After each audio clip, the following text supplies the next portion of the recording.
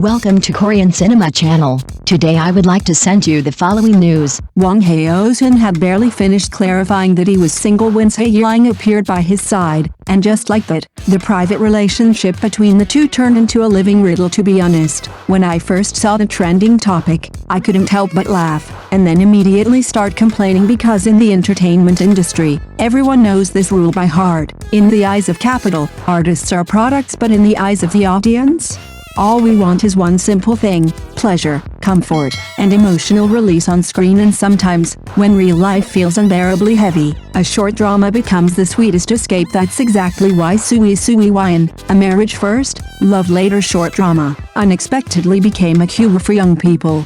We borrow other people's happy endings to live out the dreams we don't dare to chase ourselves. But let's rewind for a second. Just days ago, Wang Haozhen publicly stated he was single. Then, bang, he and Zhai Yiying dropped a marriage certificate like a bomb. No build-up, no warning, no gentle transition. 1 second single, the next second legally married. I was staring at my phone thinking, oof.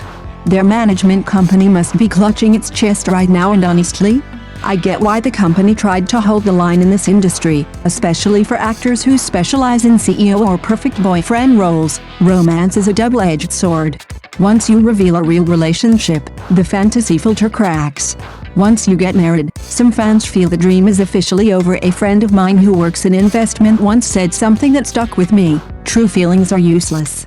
A persona is what actually makes money. Cold? Yes. True?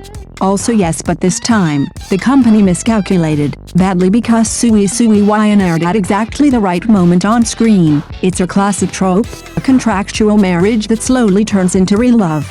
Off-screen, fans completely lost their minds.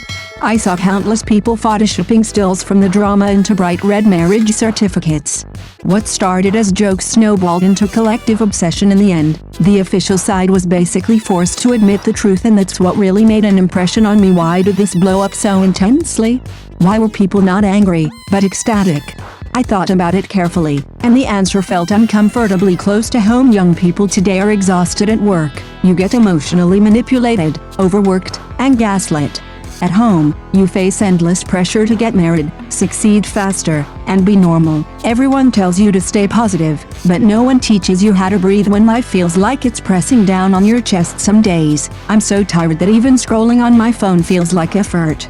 But then I open a drama and watch a story where 10 years of secret love finally get rewarded, where misunderstandings are resolved, where someone chooses you without hesitation for a brief moment. Reality goes quiet. That's the real value of these stories. The company was so afraid the idol persona would collapse that they completely misunderstood the audience's psychology. What people want isn't a flawless, untouchable idol who belongs to no one. What they crave is that rush of emotional satisfaction, the sweetness, the reassurance, the fantasy. That screen pleasure is the true antidote. I've been disappointed by idol personas before, too. I remember a time when a lead actor announced his relationship, and the internet exploded with hate. Fans cursed, unfollowed, declared heartbreak. I was angry back then, not at the actor, but at the absurd expectations placed on him. I remember thinking, I just want to enjoy the sweetness on screen.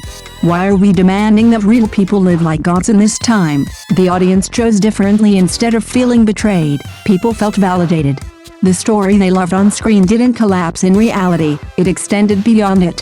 Fiction and real life overlapped, and for once, the ending was still sweet. That's why the marriage certificate didn't destroy the fantasy. It completed it in an era where everything feels uncertain. Careers, relationships, futures. People don't need perfect idols. They need proof that tenderness can exist, that love doesn't always end badly, that happiness isn't just a scriptwriter's lie. We borrow other people's fulfillment to live out our own forbidden dreams. That sentence hit me harder the more I thought about it, because deep down, we all know, we're not really obsessed with celebrities.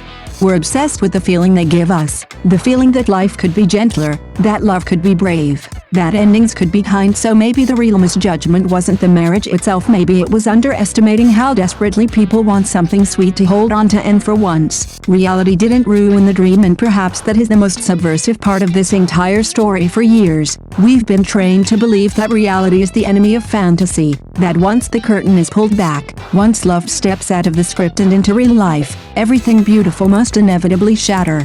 But Wang Haozhen and Zhai Yiying didn't follow that rule.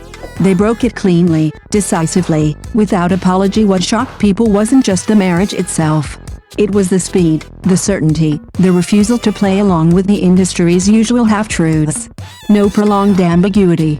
No carefully staged "we're just friends," just a sudden, undeniable fact: this is our choice, this is our life. And strangely enough, that honesty felt romantic in a world obsessed with risk management, calculating popularity, fan reactions, market value. Choosing love looks almost rebellious.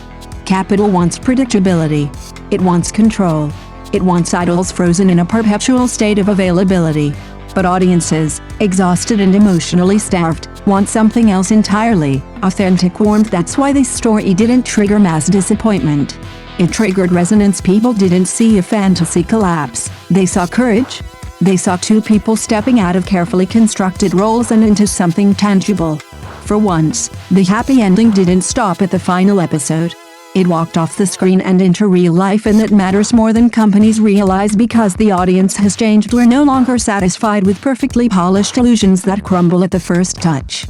We're tired of being sold dreams that are designed to stay unreal.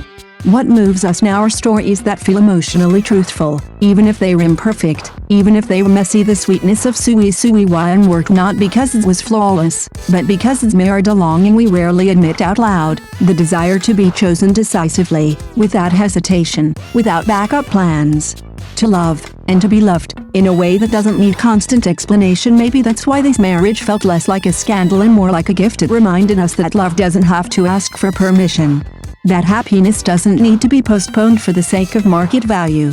And that sometimes, the bravest thing you can do in an industry built on illusions is to live something real. In the end, audiences didn't lose a fantasy, they gained a story worth believing in. Thank you for watching my channel.